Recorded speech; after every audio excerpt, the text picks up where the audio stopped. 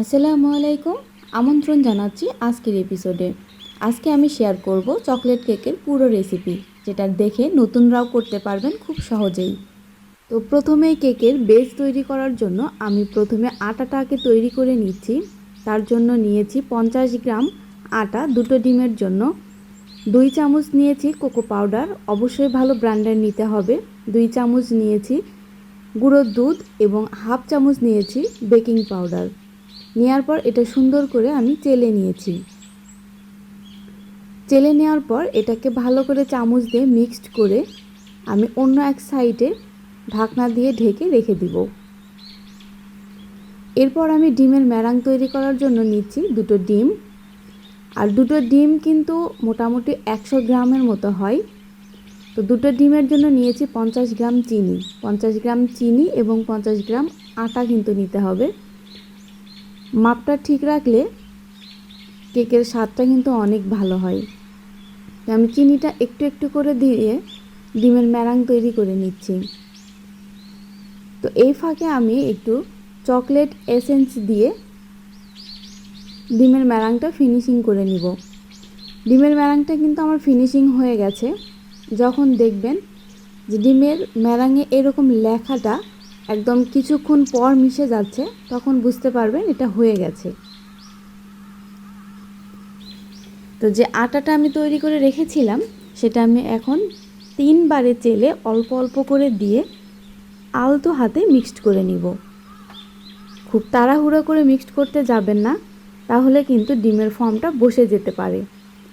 আর এর মধ্যে আমি সামান্য দুধে একটু কফি মিক্সড করে একটু একটু করে দিচ্ছিলাম। এতে কেকের টেস্টটা অনেক ভালো হয়। আপনারা যা ট্রাই করবেন, তাহলে কেকের টেস্টটা অনেক ভালো আসবে। তো আমি এইভাবে আস্তে আস্তে দিয়ে আলতো হাতে আটাটা মিক্সড করে নিচ্ছি।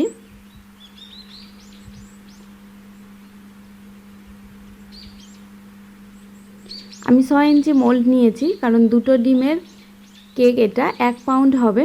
তো 6 ইঞ্চি মোল্ডেই আমি এটা বেক করে নিব।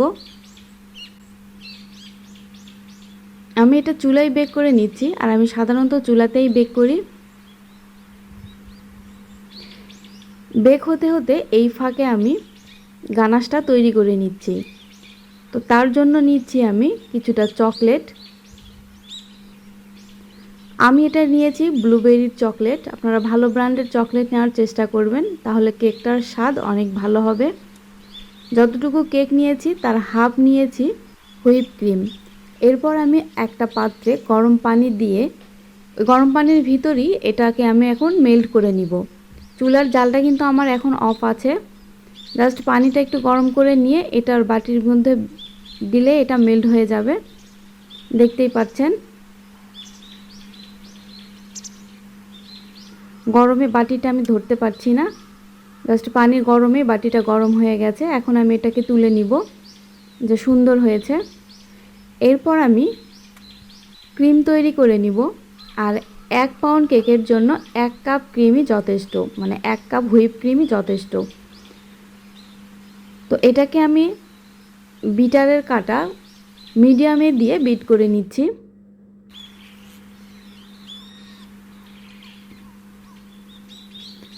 যখন স্প্যাচুলা দিয়ে এরকম করে নাড়বেন, নাড়ার পরে দেখবেন ফর্মটা পড়ে যাচ্ছে, এটা আরেকটু বিট করতে হবে। বেশি না, 1-2 মিনিটের মতো বিট করলে এটা হয়ে যাবে। দেখেন অনেকটা হয়ে গেছে, একটু শক্ত শক্ত ভাব। স্প্যাচুলা দিয়ে তুলছি, পড়ছে না, বাড়ি দিলে তবে পড়ছে। তো এর মধ্যে আমি এখন যে গানাশটা তৈরি করে রেখেছিলাম সেটা দিয়ে দিচ্ছি। দিয়ে এটাকে আমি আরেকটু বিট করে নিব, তাহলে ফর্মটা আমার পারফেক্টলি তৈরি হয়ে যাবে। হয়ে গেছে। এখন আমি কেকটা ডেকোরেশন করে নিব। এর জন্য মোল্ড আউট করে নিচ্ছি।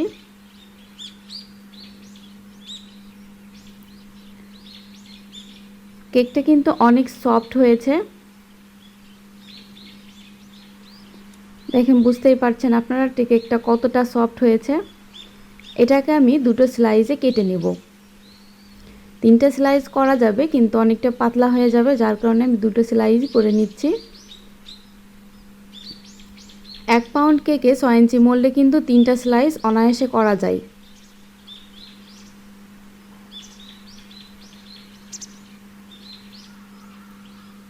তো প্রথমে আমি কিছুটা ক্রিম দিয়ে তারপর একটা স্লাইস বসাই নিচ্ছি।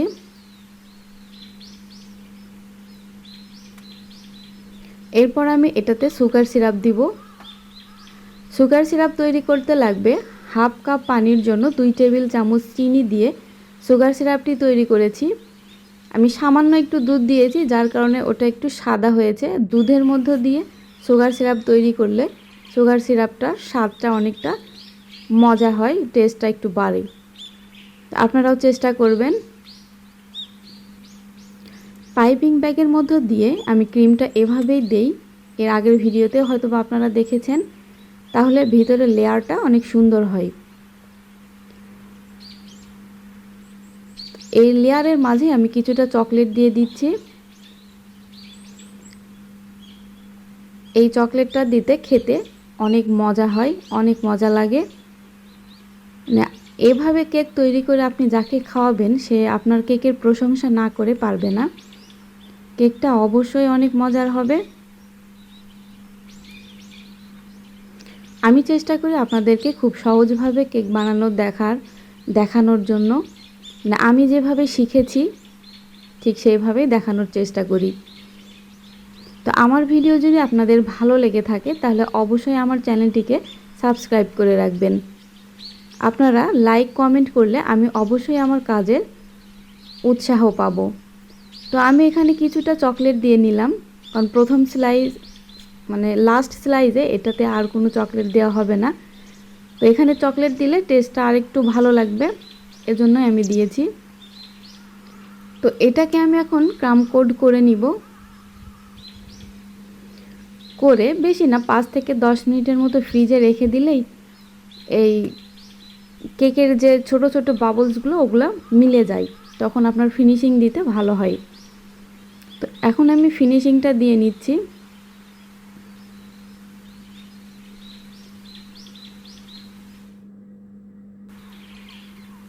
আপনারা যারা নতুন কাজ শিখছেন তারা এইভাবে পাইপিং ব্যাগের মধ্যে ক্রিম নিয়ে করার চেষ্টা করবেন, দেখবেন কেকটা খুব দ্রুত আপনার ফিনিশিং চলে আসবে।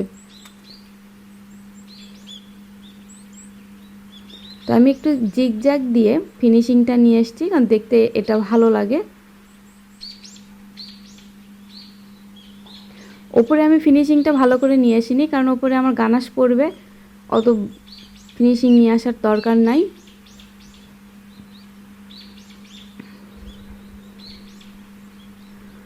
তো আমি গানাশ একবারে ঢেলে দেইনি, আমি চামচ দিয়ে ধারেতে একটু একটু করে দিচ্ছি, এতে চকলেটের অপচয়টা কম হয়। যতটুকু দরকার ঠিক ততটুকুই দিচ্ছি। আপনারা এভাবেই দেওয়ার চেষ্টা করবেন যারা নতুন আর কি। আমি আমার পছন্দ মতো একটা ডিজাইন করলাম। আর এই কেকটা যে অর্ডার করেছিল সে বলেছিল আপু খুব একটা ডেকোরেশনের দরকার নাই, মানে সে ক্রিমটা একটু অ্যাভয়েড করতে চাচ্ছিল আর কি, যার কারণে খুব একটা ডেকোরেশন করা হয়নি, অল্প সিম্পলের মধ্যেই কাজটা শেষ করেছি।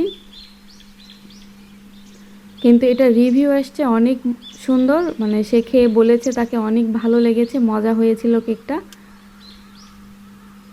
আপনারা এভাবে ট্রাই করবেন, কেকটা অবশ্যই মজার হবে। যে খাবে সে দ্বিতীয়বার আপনার হাতে কেক খেতে চাইবে।